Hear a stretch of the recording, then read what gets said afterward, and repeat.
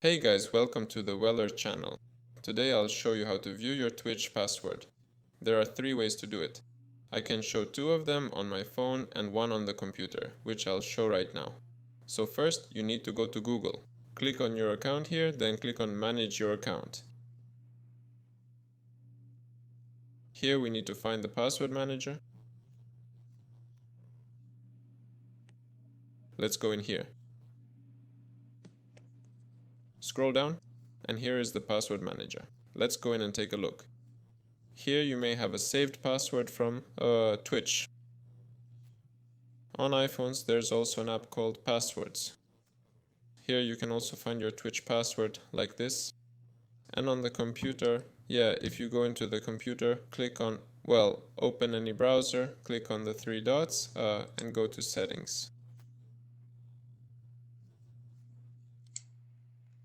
You'll also find your passwords there. Type passwords in here. And that's what we're looking for. Here's the password manager. There are also built-in managers in the browser, so check those out too. This was Weller. See you all later.